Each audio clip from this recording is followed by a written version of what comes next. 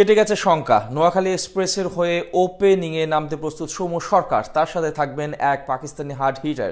Middle অর্ডারে চমক দেখানোর অপেক্ষায় তরুণ হাবিবুর রহমান সোহান। বোলিং বিভাগে আছে একাধিক নামকরা ক্রিকেটার। শক্তিশালী একাদশ নিয়ে এবার চট্টগ্রামের বিপক্ষে মাঠে নামছে নবাগত ফ্র্যাঞ্চাইজিটি। সব মিলিয়ে নোয়াখালীর সেই সম্ভাব্য একাদশের বিস্তারিত রিপোর্ট।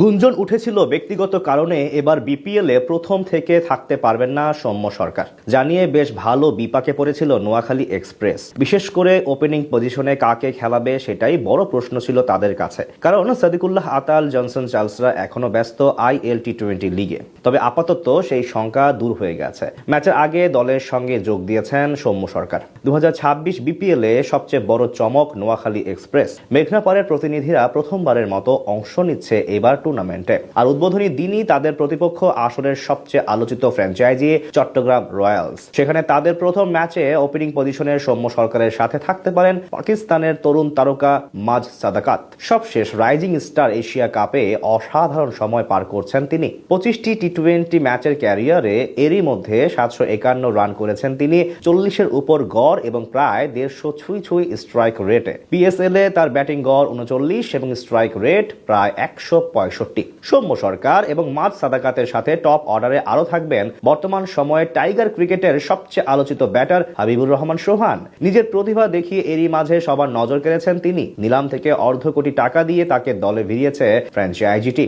মিডল অর্ডারে দুই বড় নাম বাংলাদেশ জাতীয় দলের উইকেট কিপার ব্যাটসম্যান জুটি জাকের আলী অনিক এবং মাহিদুল ইসলাম অঙ্কন, যারা কিনা দুজনই গত বিপিএল এ ছিলেন অসাধারণ। 2026 আসরে খুলনা টাইগার্সের হয়ে 12 ইনিংসে ব্যাট করে প্রায় 35 গড় এবং 174 স্ট্রাইক রেটে 316 রান করেছিলেন মাহিদুল ইসলাম। তাদের সাথে Pakistani hard hitter batter Haidar আলীও থাকতে পারেন নোয়াখালীর ট্রাম্প কার্ড হিসেবে। 32 আন্তর্জাতিক T20 ইনিংসে 505 রান করা এই ডানহাতি ব্যাটার বিপিএল এ এখন অবধি 12 ম্যাচে 210 রান করেছেন, প্রায় 30 গড় এবং 185 স্ট্রাইক রেটে। স্পিন ডিপার্টমেন্টে অভিজ্ঞ বামহাতি নাজমুল ইসলাম অপুর উপরে আস্থা রাখতে হবে ফ্র্যাঞ্চাইজিটিকে। স্বীকৃত T20তে 108 ইনিংসে 92 উইকেট শিকার করেছেন তিনি, মাত্র 7.36 ইকোনমি রেটে। জাতীয় দলের হয়ে একটি টেস্ট, 5টি ওডিআই এবং 13টি সংক্ষিপ্ত ফরম্যাটের ম্যাচ খেলার অভিজ্ঞতা রয়েছে তার।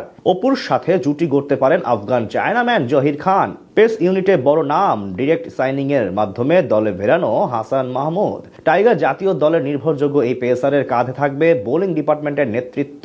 তার সাথে তরুণ মেহেদী হাসান রানাকে দেখা যেতে পারে জুটি বাঁধতে। এছাড়া আফগান তরুণ পেসার বিলাল সামিকেও রাখা হতে পারে একাদশে, যদিও এদিক থেকে বেশ অনভিজ্ঞ লাইন আপ তাদের। সব মিলিয়ে অবশ্য বলা চলে প্রতিপক্ষ চট্টগ্রাম বিবেচনায় বেশ শক্তিশালী একাদশ নিয়ে মাঠে নামবে মেঘনাপাড়ের প্রতিনিধিরা।